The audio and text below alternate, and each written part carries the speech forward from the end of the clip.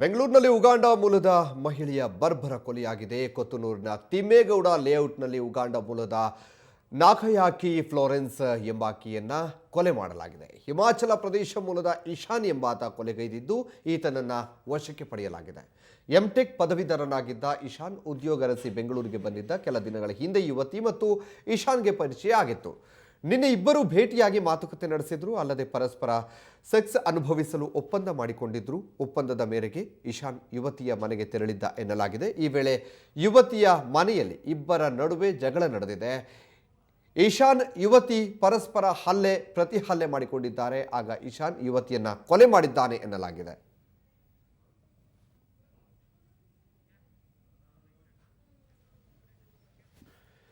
ಬನ್ನಿ, ಈ ಬಗ್ಗೆ ಇನ್ನೂ ಹೆಚ್ಚಿನ ಮಾಹಿತಿ ನೀಡ್ತಾರೆ ನಮ್ಮ ಪ್ರತಿನಿಧಿ ಚೇತನ್. ಡೆಸ್ಕ್ನಿಂದ ನೇರ ಸಂಪರ್ಕದಲ್ಲಿದ್ದಾರೆ.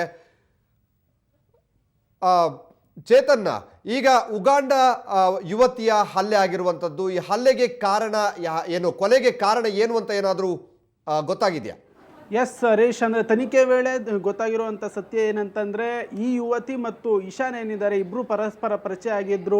ಸೆಕ್ಸ್ ಅನುಭವಿಸೋದಕ್ಕೋಸ್ಕರ ನಿನ್ನೆ ರಾತ್ರಿ ಒಂದು ಡೇಟನ್ನು ಕೂಡ ಫಿಕ್ಸ್ ಮಾಡ್ಕೊಂಡಿದ್ರು. ಮತ್ತು ಆಕೆ ತನ್ನ ಮನೆಗೆ ಈತನನ್ನು ಕರೆಸ್ಕೊಳ್ತಾಳೆ. ಈತನನ್ನು ಕರೆಸ್ಕೊಂಡ ನಂತರ ಈತನ ಜೊತೆ ಇನ್ನು 3-4 ಜನ ಯುವಕರು ಸಹ ಬಂದಿದ್ರು ಅಂತ ಅಂದ್ಬಿಟ್ಟು ಸಹ ಹೇಳಲಾಗ್ತಾ ಇದೆ. ಈ ವೇಳೆ ಮಾತಿಗೆ ಮಾತು ಬೆಳೆದು ಇಬ್ಬರಿಗೂ ಸಹ ಜಗಳ ಆಗಿದೆ.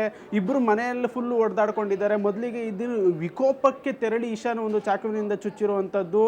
ಇದಲ್ದಿರ ಇದು ಒಂದು ಈ ಕೊಲೆಗೆ ಒಂದು ಪ್ರಾಪರ್ ರೀಸನ್ ಆದರೆ, ಇದೇ ಕಾರಣ ಆದರೆ, ಇನ್ನು ಇದೇ ರೀತಿ ಕೊತ್ನೂರು ಸುತ್ತಮುತ್ತ ಈ ರೀತಿಯ ಒಂದು ದಂಧೆ ನಡೀತಿದೆ ಅನ್ನೋದ್ರ ಬಗ್ಗೆ ಪೊಲೀಸರಿಗೆ ಒಂದು ಮಾಹಿತಿ ಸಿಕ್ಕಿರುವಂತದ್ದು. ಈ ಬಗ್ಗೆ ಇವಾಗ ಆಲ್ರೆಡಿ ಗೃಹ ಸಚಿವರಾದ ಈಗ ಪರಮೇಶ್ವರ್ ಅವರು ಕೂಡ, ಗೃಹ ಸಚಿವ ಪರಮೇಶ್ವರ್ ಅವರು ಕೂಡ ಹೇಳಿಕೆ ನೀಡಿದ್ದಾರೆ. ಏನಂತ ಹೇಳಿಕೆ ನೀಡಿದ್ದಾರೆ? ಎಸ್, ಪರಮೇಶ್ವರ್ ಅವರು ಕೂಡ ಈ ವಿದೇಶಿಗರ ಹಾವಳಿ ಹೆಚ್ಚಾಗಿದೆ. ಈ ಕುರಿತಂತೆ ಬಹಳ ದಿನಗಳಿಂದ ಈ ರೀತಿ ವಿದೇಶಿ ವಿದ್ಯಾರ್ಥಿನಿಯರು ವಿದ್ಯಾಭ್ಯಾಸಕ್ಕೆ ಅಂತ ಬರ್ತಾರೆ. ಆದರೆ ಇಲ್ಲಿ ಬೆಂಗಳೂರಿಗೆ ಬಂದ ನಂತರ ಬೇರೆ ಬೇರೆ ಮೂಲಕ ಒಂದು ದಂಧೆಯಲ್ಲಿ ತೊಡಗ್ತಾರೆ ಅಂತ ಅಂದ್ಬಿಟ್ಟು ಹೇಳ್ಕೊಂಡಿದ್ದಾರೆ. ಇವಾಗ ಆಲ್ರೆಡಿ ಈ ಕುರಿತಂತೆ ಅವರ ವಿರುದ್ಧ ಒಂದು ಕಾನೂನು ಬಾಹಿರ ಚಟುವಟಿಕೆಯಲ್ಲಿ ಯಾರೆಲ್ಲ ತೊಡಗ್ತಾರೆ ಅವರ ವಿರುದ್ಧ ಸೂಕ್ತ ಕ್ರಮ ತೆಗೆದುಕೊಳ್ಳೋದಕ್ಕೂ ಸಹ ಒಂದು ಕಮಿಷನರ್ ಪ್ರವೀಣ್ ಸೂದ್ ಅವರ ಜೊತೆಯೂ ಸಹ ಒಂದು ಈ ಕುರಿತಂತೆ ಒಂದು ಚರ್ಚೆ ನಡೆಸಲಾಗಿದೆ. ಹರೀಶ್, ಓಕೆ, ಈಗ ಬಂಧನ ಆಗಿದೆಯಾ? ಈ ವ್ಯಕ್ತಿಯ ಬಂಧನ ಆಗಿದೆಯಾ? ಕೊಲೆ ಮಾಡಿದ ವ್ಯಕ್ತಿಯ ಬಂಧನ ಆಗಿದೆಯಾ?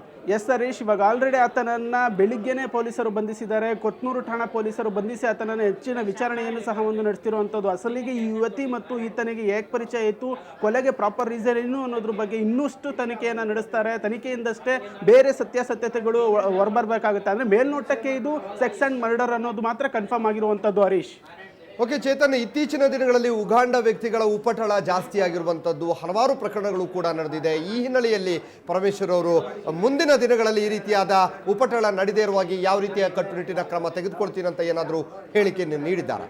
ಎಸ್ ಹರೀಶ್, ಇವಾಗ ಆಲ್ರೆಡಿ ಈ ಕುರಿತಂತೆ ನಗರ ಪೊಲೀಸ್ ಆಯುಕ್ತ ಪ್ರವೀಣ್ ಸೂದ್ ಅವರ ಜೊತೆಗೂ ಸಹ ಒಂದು ಸುತ್ತಿನ ಮಾತುಕತೆ ನಡೆದಿದೆ. ವಿದೇಶಿಗರು ಓದೋದಕ್ಕೆ ಅಂತ ಅಂದ್ಬಿಟ್ಟು, ವಿದ್ಯಾಭ್ಯಾಸಕ್ಕೆ ಅಂತ ಅಂದ್ಬಿಟ್ಟು ಬರ್ತಾರೆ. ಆದರೆ ಇಲ್ಲಿ ಬೇರೆ ಬೇರೆ ಒಂದು ದಂಧೆಗಳಲ್ಲಿ ತೊಡಗಿರುವಂಥದ್ದು, ಗಾಂಜಾ ಮಾರಾಟ ಇರ್ಬೋದು, ಈ ರೀತಿ ಪ್ರಾಸ್ಟಿಟ್ಯೂಟ್ಗಳಂತಹ ದಂಧೆಗಳಲ್ಲಿ ಇವರು ವಿದೇಶಿ ವಿದ್ಯಾರ್ಥಿನಿಯರು ಹೆಚ್ಚಾಗಿ ತೊಡ್ಕೊಂಡಿರೋ ಕಾರಣದಲ್ಲಿ ಅಂದರೆ ಅವ್ರ ಹತ್ರ ಒಂದು ರೆಕಾರ್ಡನ್ನು ತರಿಸ್ಕೊತಾರೆ, ದಾಖಲೆಗಳನ್ನು ತರಿಸ್ಕೊಂಡು ಯಾರೆಲ್ಲ ವೀಸಾ ಮುಗಿದ್ರೂ ಸಹ ಇಲ್ಲಿದ್ದಾರೆ ಅವ್ರ ವಿರುದ್ಧ ಒಂದು ಸೂಕ್ತವಾದ ಕ್ರಮ ತೆಗೆದುಕೊಳ್ಬೇಕು ಅಂತ ಅಂದ್ಬಿಟ್ಟು ಇವಾಗ ಆಲ್ರೆಡಿ ಎಲ್ಲ ಪೊಲೀಸ್ ಠಾಣೆಯಲ್ಲಿ ವ್ಯಾಪ್ತಿಯಲ್ಲೂ ಸಹ ಸರ್ಕ್ಯುಲರ್ನು ಸಹ ಕಳಿಸಿರುವಂಥದ್ದು. ಹರೀಶ್, ಓಕೆ ಚೇತನ್, ತಮ್ಮ ಮಾಹಿತಿಗೆ ಧನ್ಯವಾದ.